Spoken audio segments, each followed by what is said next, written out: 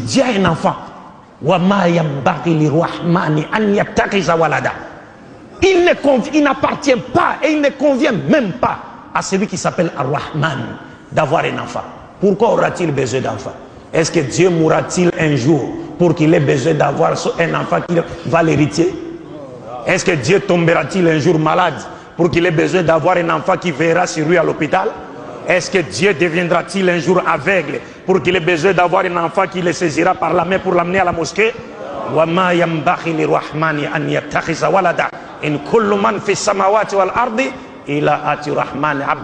Il n'appartient pas au Dieu Rahman d'avoir un enfant, parce que tous ceux qui sont dans les cieux et sur la terre comparaîtront devant lui au jour du jugement dernier comme étant les simples serviteurs de Dieu.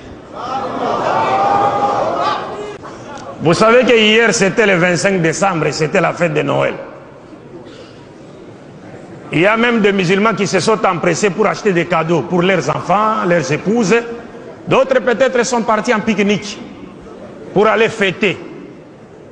Mais tout en ignorant quel est l'essence de la fête de Noël. Parce que pour les chrétiens, le 25 décembre, c'est le jour où Dieu est venu sur la terre sous forme humaine à la personne de Nabi Issa, et il est né d'une femme à la personne de Marie. Quand toi, musulman, tu vas célébrer cette fête, c'est-à-dire, tu veux nous dire, tu es d'accord avec les chrétiens pour dire que Dieu est né d'une femme et que ce que Dieu a dit dans le Coran, lam yalid wa lam yulad, il est faux. Lam yalid wa lam yulad. Lam yalid, il n'a pas enfanté, n'a pas été enfanté. Parce que Dieu n'a pas enfanté. Parce qu'avoir un enfant suppose qu'on a besoin. Or Dieu, lui, il est As-Samad.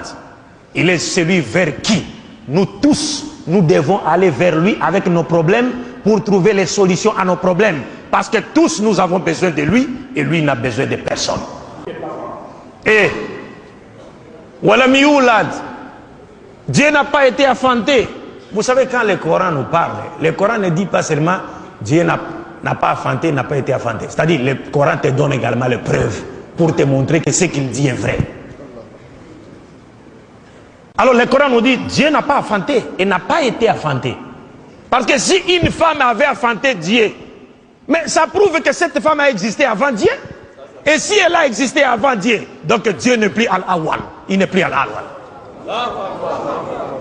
Alors mes chers frères et sœurs, nous vous disons simplement que nous, vos frères en islam, avec le groupe Al-Badrou de la République démocratique du Congo et avec le groupe L'Appel à l'Islam de la République du Congo, notre objectif est simple à connaître ou à comprendre. Notre souci est d'assurer, lorsque nous faisons notre dawa, c'est pour donner aux musulmans l'assurance, pour faire de sorte que les musulmans aient l'assurance d'être dans la vérité. Et en ayant cette assurance, n'est-ce pas, l'assurance d'être dans la vérité, les musulmans eux-mêmes vont créer une ceinture de sécurité autour d'eux, n'est-ce pas?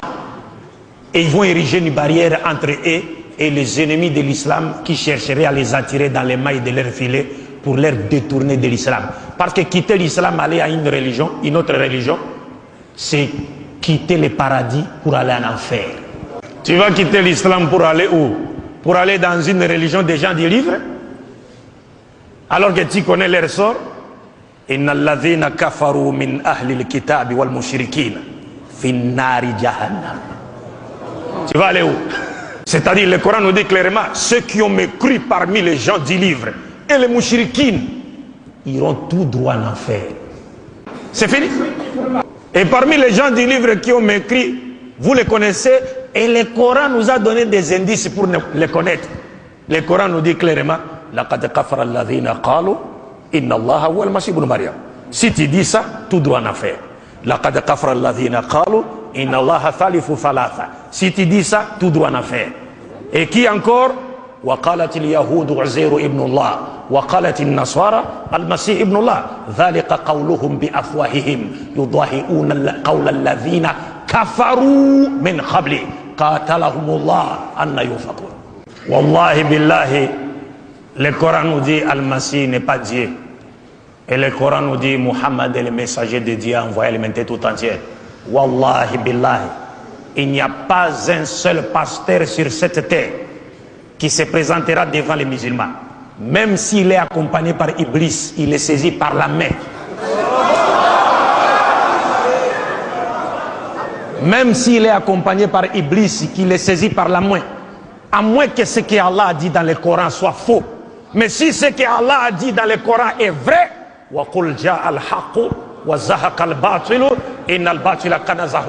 ce pasteur va tomber.